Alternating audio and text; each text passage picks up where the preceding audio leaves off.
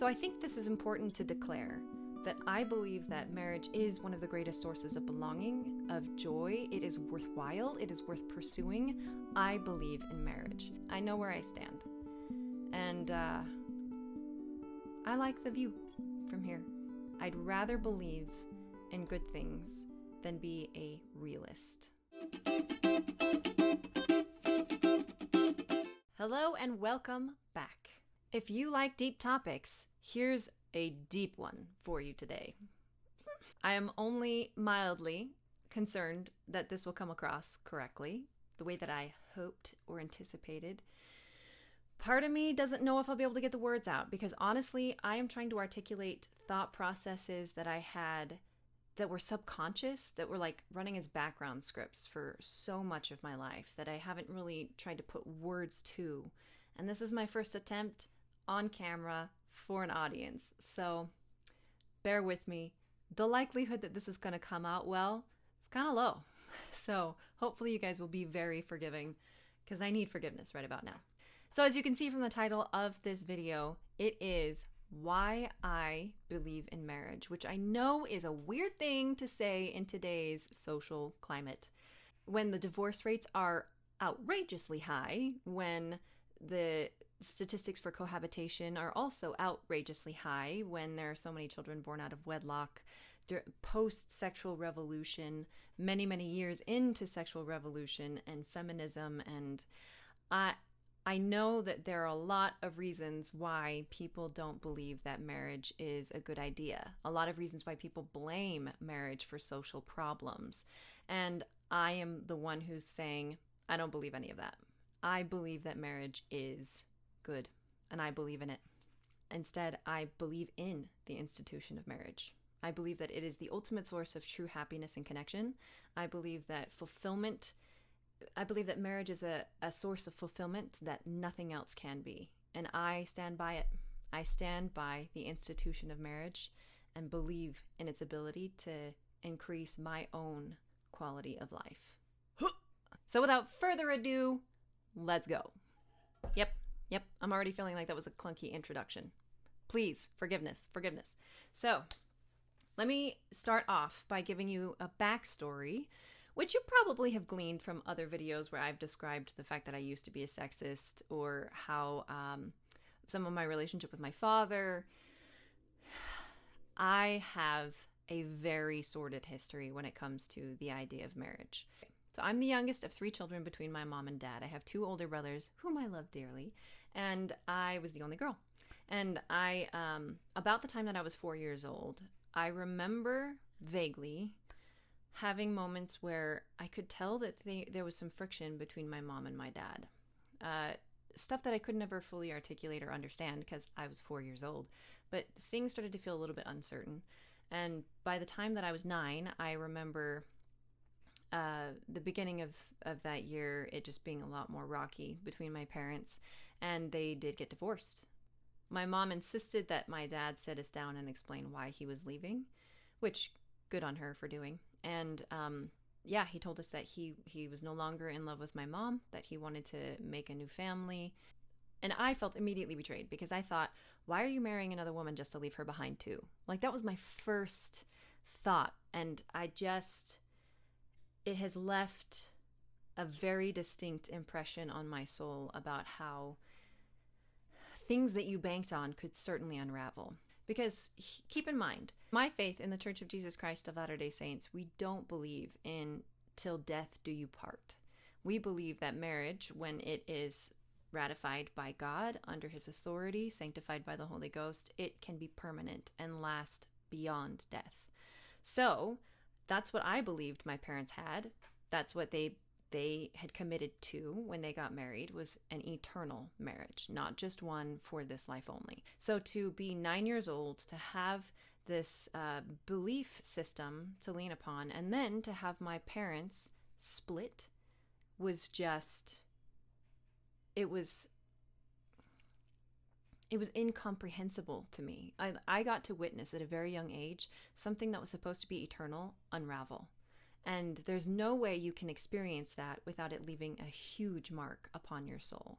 So, because I felt utterly betrayed by my father, I felt like he left me behind, even though he's spent so many years and so much time and effort trying to make it up to me and prove to me that he never did leave me. It really was just between my mom and him. I didn't understand that at 9 years old.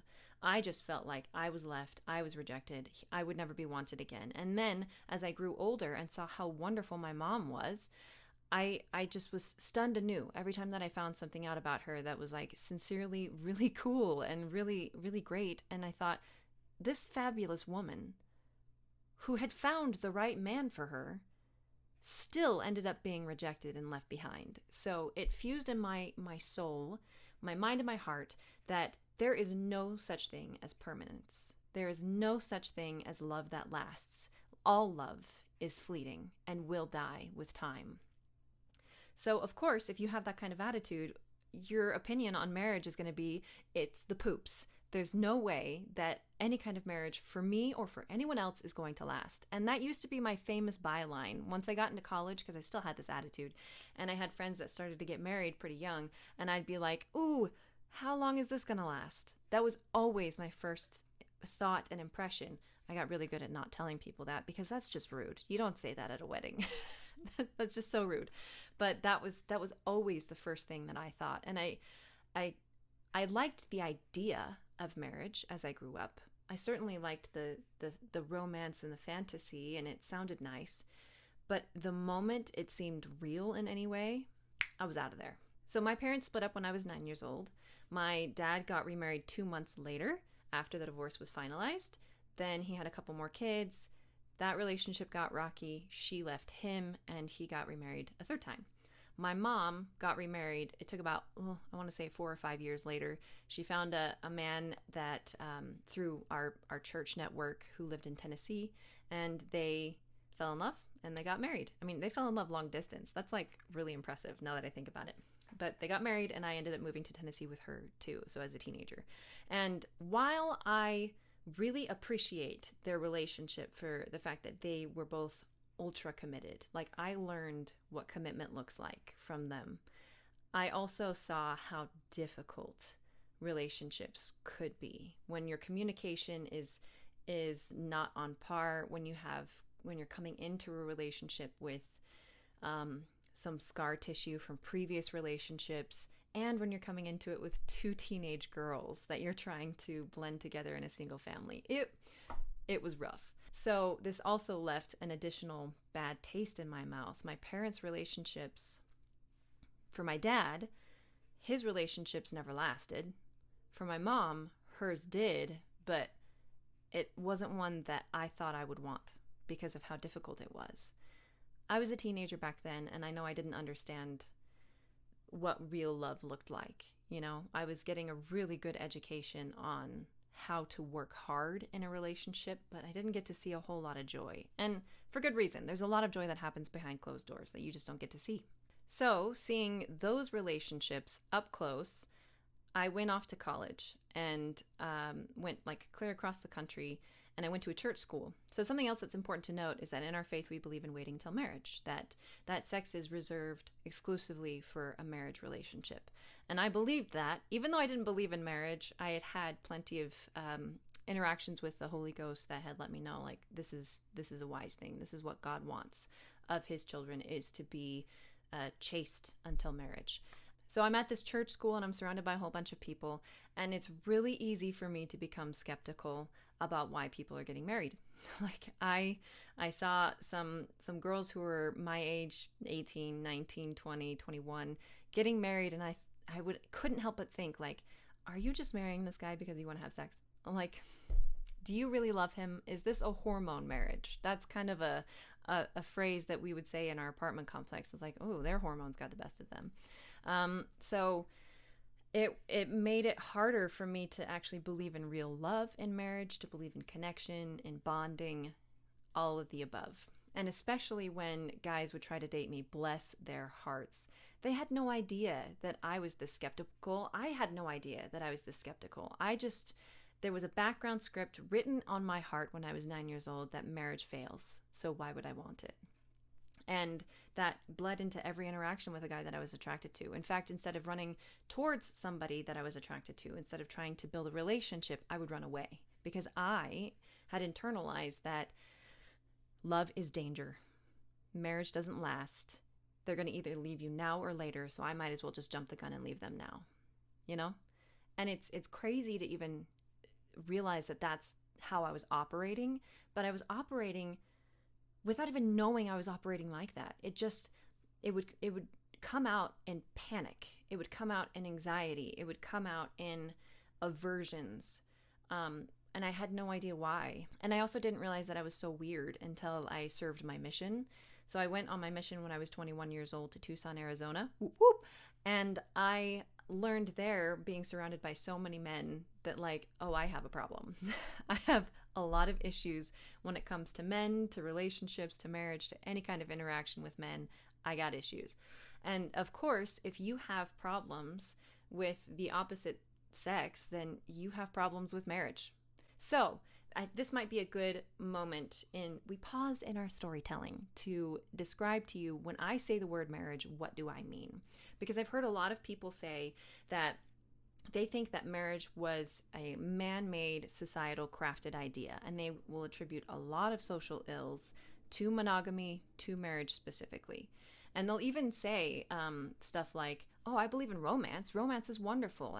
And I think that you can still be in a stable long-term relationship with someone without being married. So I clearly have a different definition of what marriage is than these people if they blame societal problems on marriage. So I think that you can, and it's a real travesty that we use the same word for something that we mean absolutely different things about.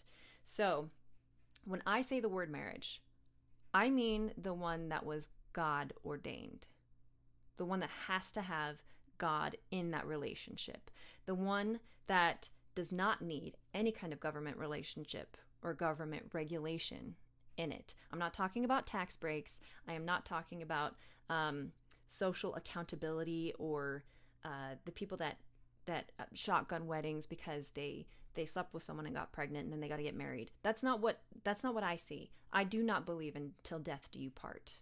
Like, I don't. When I say marriage, I mean an eternal one, a covenant, not a contract, a covenant that is between you and another person and God that is unbreakable. Like, I believe in that 100%. Anything else that involves government interaction, that involves shaming someone into making this public commitment, that's not marriage to me. That's something else. It's some weird offshoot than like the original thing. And it's fair to say that there have been times in history when marriage has been weaponized. Like, and see, even then I have to use the word marriage to describe it, but I wouldn't, if it's weaponized, it's not marriage, in my opinion. But that's the only word we have in common to describe what I'm talking about. I'm talking about two people who were legally wed. And that has been weaponized in history. That has been used sometimes as a form of slavery. It's been used sometimes as a form of sanctioned abuse, of mutually using each other. There are a lot of instances where being lawfully wed is just so unhealthy for individuals and for society too. So I don't mean that. That is not marriage, in my opinion. If someone does not voluntarily enter into this relationship and commit for the entire duration of their existence in partnership with this person and with God, then it's not marriage. So I can understand if you disagree, but that's not what I mean. I do not mean any kind of relationship that is not voluntary, or any kind of relationship that's abusive, or any kind of relationship that can be undone by the law. So, of course, there are people who say, well, why don't we just cohabitate? Because we don't need public approval for our love. We don't need public accountability, and we don't need the government in our business. You know what? For the term marriage that we use these days, I understand where you're coming from. I don't think I'd want that either. I don't want the government part of my relationship with another person. It has no business in any kind of romantic association, in my opinion. So I don't blame you for that. But I think it's really sad when we settle for cohabitation instead of what we could have, which is a real, authentic covenant relationship. It's a distinct difference between a contract and a covenant. All right, so I'm going to use Brucey Hafen's words to describe this better than me because I'm flubbing it. And Brucey Hafen, just so you know, he is a leader in the Church of Jesus Christ of Latter-day Saints. But before he was a lawyer. So he knows legalese to the T. That's why I like it when he speaks. He's very precise. So here are some things that he says. 3 summers ago, I watched a new bride and groom, Tracy and Tom, emerge from a sacred temple. They laughed and held hands as family and friends gathered to take pictures. I saw happiness and promise in their faces as they greeted their reception guests who celebrated publicly the creation of a new family. I wondered that night how long it would be until these two faced the opposition that tests every marriage. Only then would they discover whether their marriage was based on a contract or a covenant. Another bride sighed blissfully on her wedding day. "Mom, I'm at the end of all my troubles." "Yes," replied her mother, "but which end?" When troubles come, the parties to a contractual marriage seek happiness by walking away. They marry to obtain benefits and will stay only as long as they're receiving what they bargained for. But when troubles come to a covenant marriage, the husband and wife work them through. They marry to give and to grow, bound by covenants to each other and to the community and to God. Contract companions each give 50%. Covenant companions each give 100%. Marriage is by nature a covenant, not just a private contract one may cancel at will. That's what I'm talking about. That's what marriage is, a covenant, not a contract. Okay, so resuming our story, I got home from my mission and realized I've got some unresolved trauma that I need to address. I need to actually forgive my dad. I need to begin to trust him because for the many years after the divorce, he always stayed in my life. He sought me out, no matter how much I tried to ignore him. So he had earned my respect and my forgiveness at that point. And so as I tried to reconnect with him, rebuild a relationship with him, new healing came into my soul that didn't exist before. I legit just filmed like 30 minutes worth of material and none of it saved. So I'm a little frustrated. But this is important. I've got to say this stuff. I've got to do it. So getting back on track here.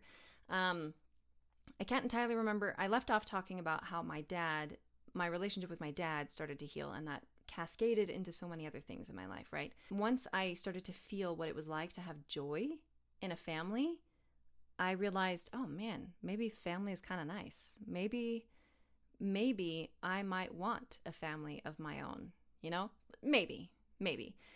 Keep in mind, I was still kind of convinced that any kind of relationship that I touched would just turn to dust, that I wasn't to be trusted. It was way too broken, and I had too many trust issues to ever fully commit to somebody else. I also had commitment problems because I thought, after seeing my parents break up, I realized, if I were to commit to somebody, I would never break it. Never. For no reason would I ever walk out on a relationship with somebody, which is why I didn't want to make commitments, because that was something terribly scary, very frightening. And there was nobody that I trusted to make that happen. And I was convinced that I was incapable of trusting someone enough to be married to them and to feel safe with them and to actually enjoy being their spouse. So, even though I had made this monumental step of realizing, man, I might want a family, it was still at the point where I think I'd want to be a mom. That might be where I get my joy from motherhood. And I believe that, marriage would be the best way to have kids and to raise them. So I guess I'll take a guy on the side if it means that I get to have kids. But I didn't ever believe that I would actually love my spouse, that I would have a full, vulnerable, wholehearted partnership with them, because I didn't think I was capable of it. And I didn't think there was anybody out there who suited me, So I still had a lot of work to do. And there were a couple of really fundamental shifts that happened for me. To give you a little bit of backstory, so in our faith, no. Yeah. Okay, so in history, a lot of people got married for reasons that today we consider to be kind of lame, right? We get married for love. People used to get married for property rights, for settling a new place, for because they got pregnant and did shotgun weddings, because they wanted to preserve some kind of form of government and preserve alliances. You know, there were a lot of reasons why people got married in the past that made me wonder, do they want to stay married? Like, because in our religion, we do baptisms for the dead. We do marriages for the dead, where they are sealed for time and all eternity. And there were plenty of times where I was like, why are we sealing people if we don't even know they want to stay together? Like, when they were alive, they wanted to make the commitment till death do you part, not always and forever. So why are we doing this for them if we're not sure they want to stick together? And that kind of bothered me for a bit, knowing that in history there were so many marriages that just seemed just undesirable. Especially too, I love Dante's Inferno, and I found out that Beatrice is his muse. She actually was like the girl that grew up down the street from him, and he was in love with her his entire life, but he got married to somebody else and had kids with her. And I thought, I feel like Dante's wife felt shafted. Same thing with Leah and Isaac. I mean, she had to be in disguise on her wedding day because she couldn't get married in any other fashion. Isn't that sad? I would feel like garbage if that was me. My self-esteem would be shot. And it's like little wonder why her relationship with Jacob was so bad between her and Rachel, and Jacob and Leah, because there was so much infighting and her feeling inferior and having to prove that she wasn't inferior. I get it. And I felt sorry for her. And I thought, man, why would she have to be married to Jacob for forever? So I didn't know that this was one of the other issues that I had with marriage, and why I thought it was kind of it had a high potential for sadness and pain instead of joy. Until in March of 2020, I had a really cool moment where I definitely was under the influence of the Spirit and started to consider that maybe as other people started to heal, like I had been healed, I saw how much I was changing. Maybe other people will change too when they're healed from their problems and their traumas and don't carry the same tension and burden.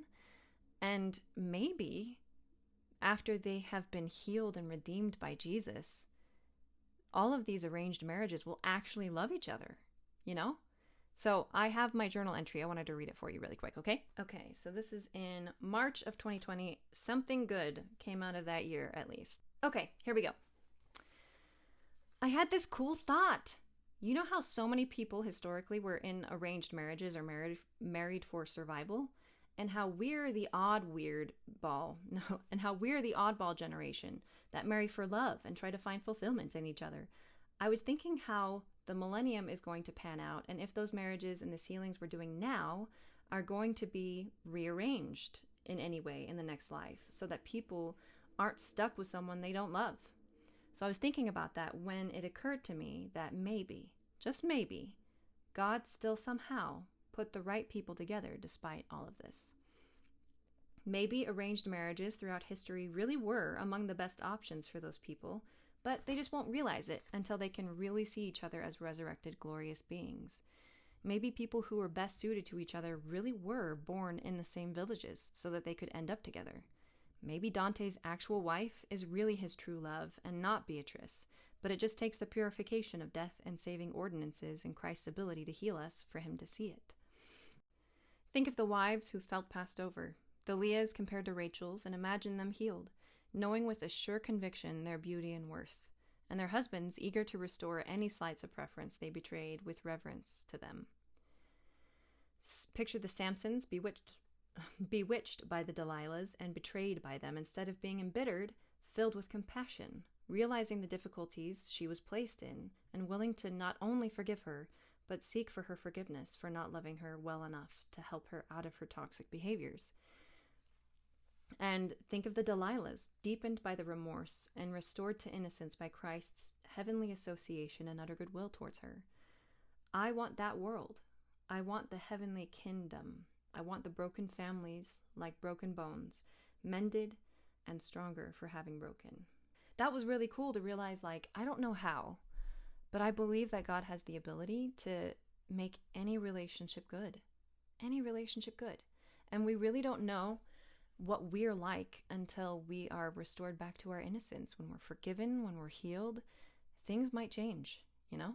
And so that helped me consider that maybe there will be joy in marriages. Maybe that's possible for everyone at some point, somehow. And then there was a second journal entry, and now here's some background and a caveat. So in the Church of Jesus Christ of Latter-day Saints, we don't outright worship Heavenly Mother. We don't, because there's no scriptural backing for it, really. Some people might say that there is, but there's not a lot of material to go on. But her existence is known and understood. If our Father in heaven is male, then our Heavenly Mother is female, and they together make a single unit that is God. So I was talking to God one night, telling him that, like, even though I didn't believe in marriage and I had no faith that I could be in a relationship that was anything remotely close to this marriage that I believed in, or in the kind of marriage that he teaches, I still felt lonely. I still wanted something. I still had this hope within me that maybe the kind of relationship that I'd want does exist, even if I'm not capable of making it happen. So I was talking to God, and God just kind of cut through my loneliness, and in an impression that came to my mind, not an actual voice, these words came to me. God said, "I feel just as lonely as you do. I know how loneliness feels at all, and I know what it feels like for you specifically. I'm not immune to your suffering. So if I, who feels more acutely your separation from your spouse, if I tell you to wait, can you trust me?" And then he followed up with, "You aren't waiting for a crush or a boyfriend or a lover. You're waiting for something so much more." And then I asked him, "Father, what am I waiting for? Can you help me see it?" And here's the thoughts that came to mind. This is not doctrine. This is what an experience I had, and I might not even fully have captured it correctly, you know? So there's a lot of imperfection in what I'm about to say. So use your relationship with the Holy Spirit to discern the truth from the error in it, okay?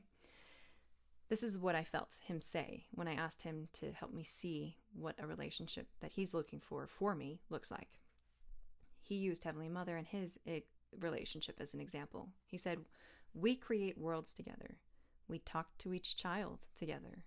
We weep together and share the most exquisite joys together. We think the same.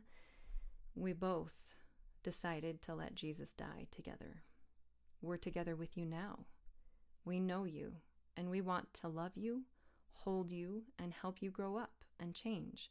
We don't have to work on a relationship anymore because we are the same person. We are a gift to each other. We take care of each other. It's what we do best. It's part of how we work now. And we transformed each other." And that was really excellent in elevating my vision to what a marriage could be. It helped me see that this burning hope that was always existent in my soul, that I couldn't ever fully articulate or fully quash, that maybe there is such a thing as a selfless, devoted, wholehearted relationship in a marriage. Maybe that is possible. That was just further emboldened by this experience with God, where he said, "Yeah, that's basically the relationship I have with Heavenly Mother. That is what I want you to have too." So after those two experiences, my heart and the healing happening with my dad, my heart was way more receptive to the possibility that maybe I'm not too broken to have a good marriage. Maybe I'm not too weird or too awkward or too not enough. Maybe I am enough for somebody, and the right kind of somebody. Maybe I do suit someone and could find real connection and belonging and joy with them. I was a little bit shaky in it, so I was really grateful when I came across some quotes that bolstered me. So this is one from one of our church leaders. His name is Boyd K. Packer. He was one of the 12 apostles at the time when he said this. So it was something that just like cut me to the quick. He said, "Even a rickety marriage will serve good purpose as long as two people struggle to keep it from falling down around them." And I went, what? Even a rickety marriage will serve good purpose as long as two people struggle to keep it from falling down around them. And I'm like, rickety marriages, like even those that were shotgun weddings, even when people were pressured into it, even those that are not suited to each other. Maybe they got married way too quick out of hormones and then discovered later how different they were. Even those marriages will serve good purpose. What? That's nuts. And that further, there's a really fantastic story in The Bonds That Make Us Free that deepened this idea for me. I think this is my favorite story in the entire book, honestly, because it helped me believe in, I think often we associate romantic love with marriage and say, oh, it's only romantic love that we experience. It's not selflessness per se. Our perception of marriage right now is very me-centric instead of others-centric, which is why I think that's not a marriage. If you're not in it for the other person's benefit, then it's not a marriage. It's something else, but not a marriage. So anyway, this is an example, a real world example of a couple who were a rickety marriage that served good purpose. So here we go. Their names are Jeff and Robin. And this is from The Bonds That Make Us Free, page 302. Jeff and Robin have made for themselves one of the best marriages I know. They have complete respect for one another. They do volunteer work together, and their children, now grown, reflect their emotional healthiness and serenity. The road leading to this unity has had more than its share of obstacles and treacherous ruts. Wow, that was tough to say. The road leading to this unity has had more than its share of obstacles and treacherous ruts, but they've handled these unselfishly and cooperatively, and this, I think, has had a transformative impact upon the children. But their marriage didn't start out this way. In school, Robin had been the trophy girlfriend of the boys with status, and she reveled in this glory. She had picked out Jeff as the one she wanted most, and deploying all her instinctive wiles, caught him. Much to his parents' concern, when the wedding ceremony ended, it became quickly clear that she had invested about as much in the relationship as she was going to. She lost none of her childish hedonism. She stayed in bed till noon, refused to acknowledge any domestic duties, shopped in the afternoon, and took off on her own at night for parties and dance hall hopping with her old friends. Jeff's friends and families mourned for him, and what they had predicted had come to pass.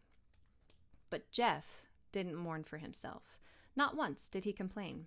In fact, he consistently showed his gratitude for Robin. He got up early to make breakfast and leave her portion for when she arose. He cleaned the apartment at night. He treated Robin with unwavering respect. He was an unflagging embodiment of the principle of foregoing, of taking offense. A year went by, and then two. Robin started showing signs of disillusionment with her party life. She complained about the selfishness of her friends. She wondered why couldn't they be more like Jeff? Then she began to worry about the possibility that Jeff might leave her, and told his mother he had every right to do so. His quiet, undaunted love didn't fit into the world according to Robin, in which people acted only to please themselves. That confused her. She couldn't figure him out. Why didn't he ever tell her he'd had enough of her?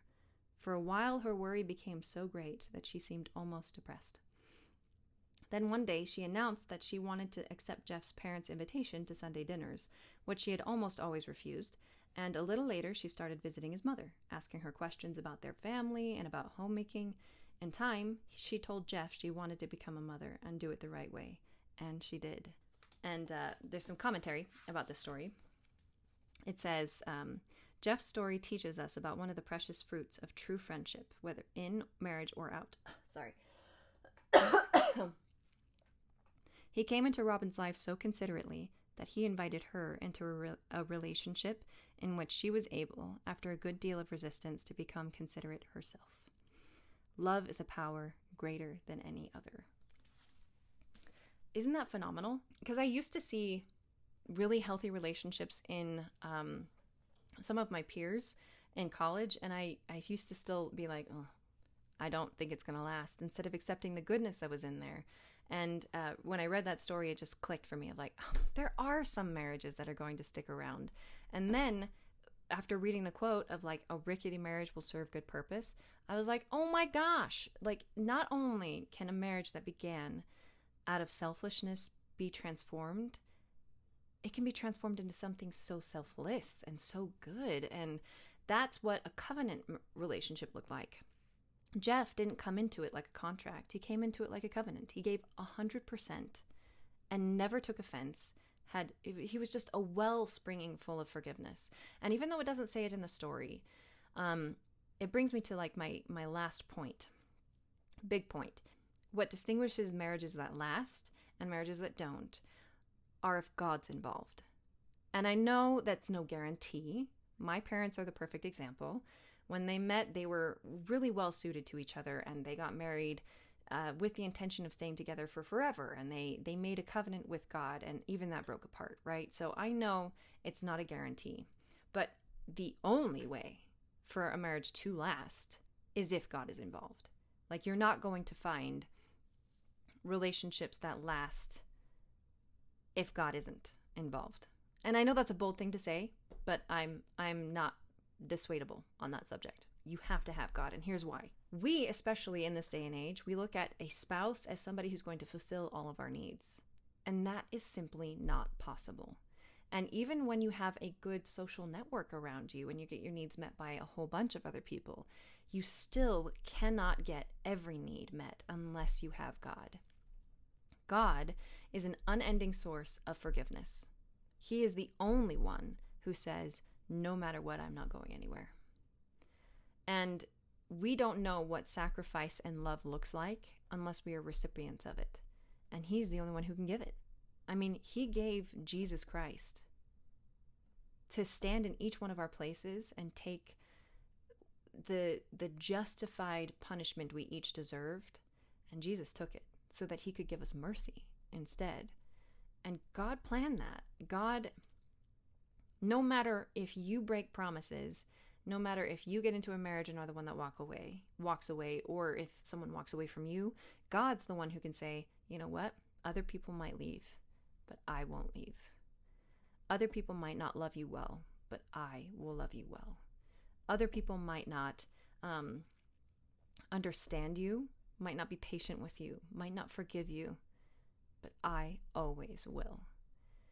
And that is incredibly important for the health of any relationship. Relationships become toxic, I think, when they try to make the other person be a solution to their problems. And they just can't be. God is the only one who can be the solution to someone's problem. And he's a darn good solution, like a top-notch solution. So I had a really awesome experience a few years back when I was trying to be a seminary teacher for my church. I had to be interviewed by one of the leadership, and one of the questions that they asked was, do you believe in marriage? And I was kind of flabbergasted by that. I thought, well, I should be asked, like, don't you believe in Jesus? Do you believe that President Nelson's the prophet of the church? Do you believe that the Book of Mormon's true? Like, all those things would make sense to me doctrinally, because that's what makes us kind of different. But no, he asked, do I believe in marriage? And I was so happy to say, in that moment, I knew I did. And I got to feel it from my whole soul and be able to say, yep, I believe in marriage. And it was wild to me to consider that God had made such a profound change in me. It took a long time, don't get me wrong. It took like 20 years. But still, I am now someone who believes in marriage. I went from being a huge skeptic, a huge commitment phobe, somebody who was like deeply sexist and thought all men were just like my dad and were not going to do any better than he did, that love was not permanent, that joy was not permanent, that every person fails you and that marriage always falls apart. And here I was now telling somebody who had a pretty good BS monitor and would know if I was lying, that I did believe in marriage, that I was convinced that it was the source of joy and belonging for every single person. Not the only source, but one of the greatest sources. In fact, let me quote from a book, because that's what I do. Because I think he just says it really well.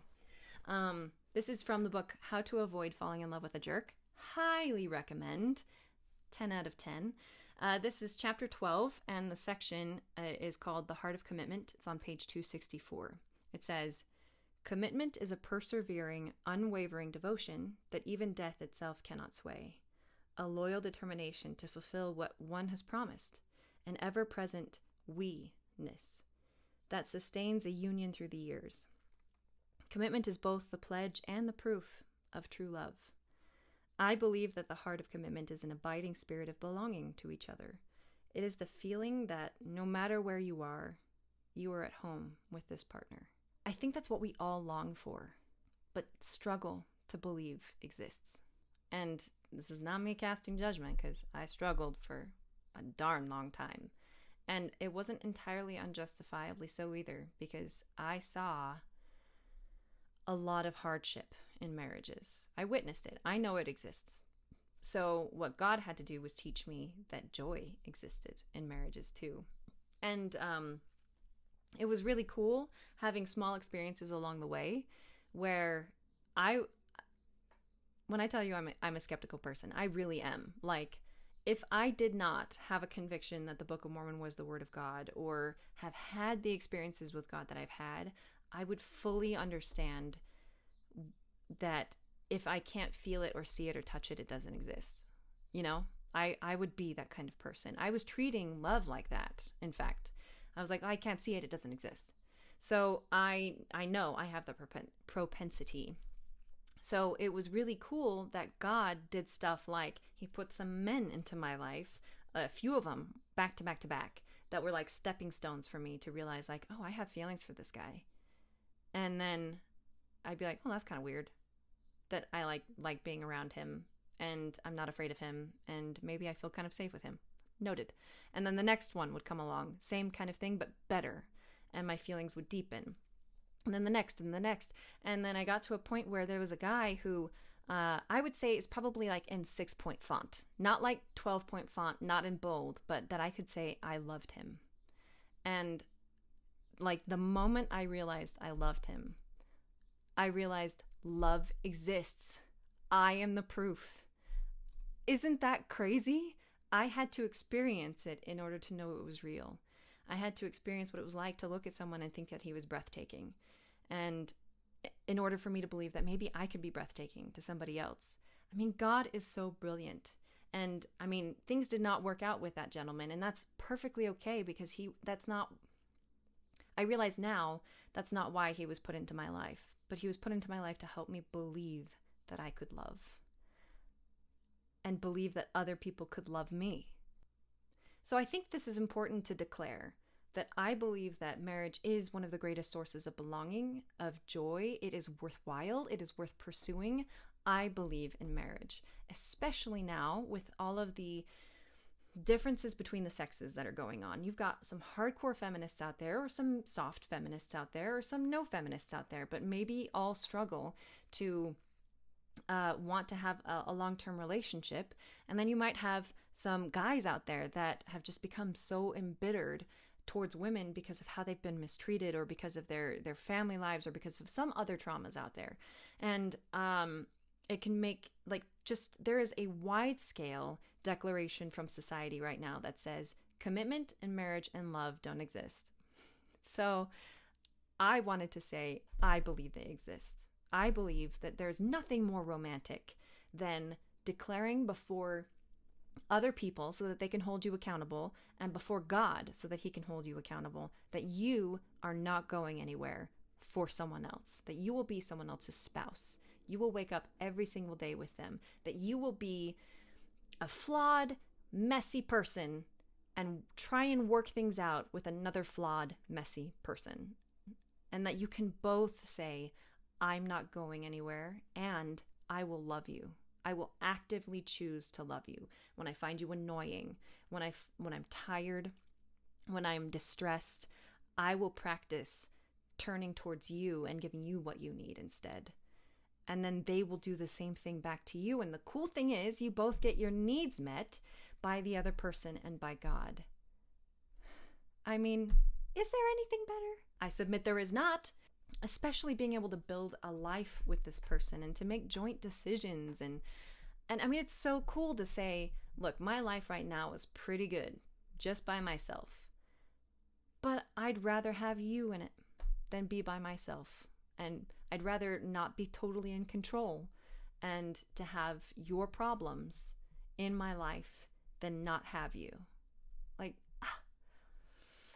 this is why it's so freaking cool, okay? It's just, marriage is wonderful. So, and honestly, is there anything better than somebody who says, I choose to be your family? Always. Always. I mean, we have blood relatives, and we don't always like them. And we say, man, if I had to choose that person, I don't know if I would have chosen them. And then, of course, there are other blood relatives we have that we absolutely love. But this is somebody, when you agree to be someone's spouse, you say, we don't have to be blood related for me to say, I'm going to be your family always. That's just absolutely wonderful. I have said way too much in too short of a time. And I really don't know how to conclude other than to say, somehow, against all odds, I believe in marriage. And I don't need any more evidence at this point, for or against. I know where I stand. And I like the view from here. I'd rather believe in good things than be a realist. No, whatever. This is Dara, over and out.